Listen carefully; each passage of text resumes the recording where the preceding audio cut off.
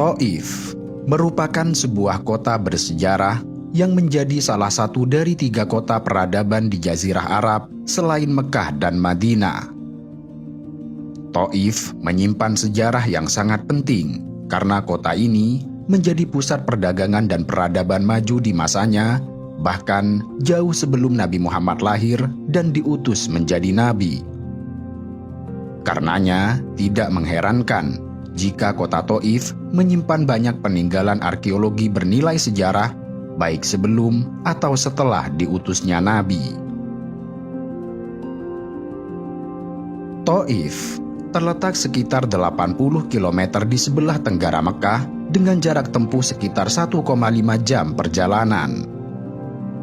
Kota ini memiliki hawa sejuk sehingga sangat cocok untuk dijadikan tempat istirahat dan pariwisata di musim panas. Lokasinya yang terletak di lereng pegunungan Sarawat membuat udara Thaif terasa sejuk karena berada di lembah antara pegunungan Asir dan pegunungan Al-Hadam. Para raja dan kerabatnya banyak membangun tempat-tempat peristirahatan di kawasan ini, sehingga Thaif juga digelari dengan Qaryatul Mulk yang berarti desa para raja.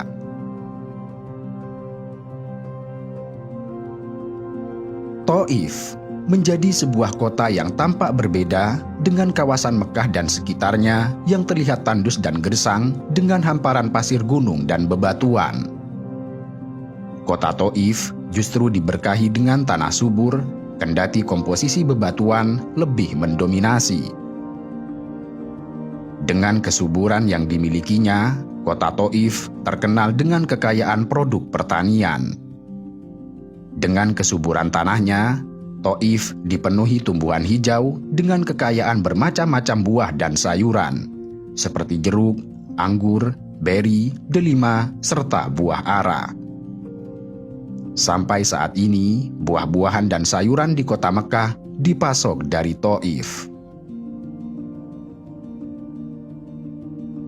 Selain buah dan sayuran, yang tidak kalah menarik, Thaif juga terkenal dengan bunga mawar aromatiknya, yang kemudian membuat kota Thaif juga dikenal sebagai kota mawar.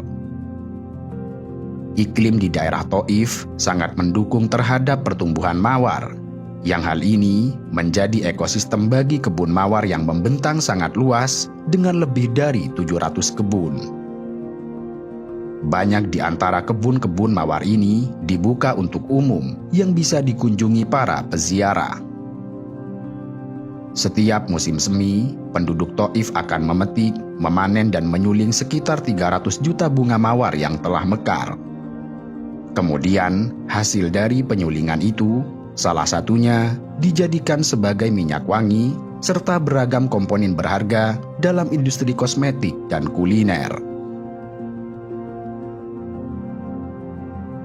Seperti kota pegunungan pada umumnya, Thaif juga diselimuti oleh kabut dan hawa sejuk yang melahirkan ketenangan serta pemandangan yang memanjakan mata, terutama di lereng timur pegunungan Sarawat dengan iklim yang terbilang stabil. Hal ini tidak lepas dengan ketinggiannya yang berada di sekitar 1.700 meter di atas permukaan laut. Kesejukan itu kemudian bertambah manakala menuju ke daerah pedesaan di bagian selatan yang menjadi pusat pertanian, yang berada pada ketinggian 2.400 meter di atas permukaan laut. Selain sebagai kota yang subur, Thaif juga dipenuhi dengan monumen bersejarah yang berasal dari masa pra-Islam hingga masa kekhalifahan Islam.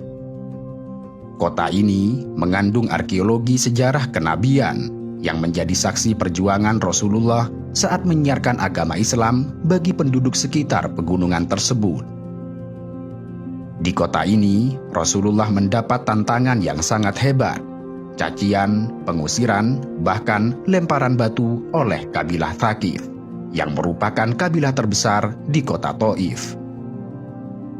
Kala itu, kota Thaif dihuni oleh orang-orang kaya dan para pemuka kaum Quraisy dari Bani Thaqif yang membangun istana-istananya di kawasan ini. Dengan sumber air yang melimpah, tanah yang subur, pepohonan yang berbuah lebat, kota ini banyak memproduksi khamr atau minuman anggur.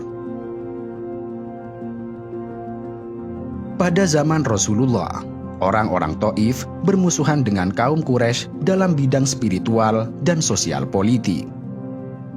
Saat itu, Taif menjadi tempat penyembahan Lata, sementara kaum Quraisy memandang patung Lata sebagai pesaing patung Hubal, patung milik kaum Quraisy yang paling besar.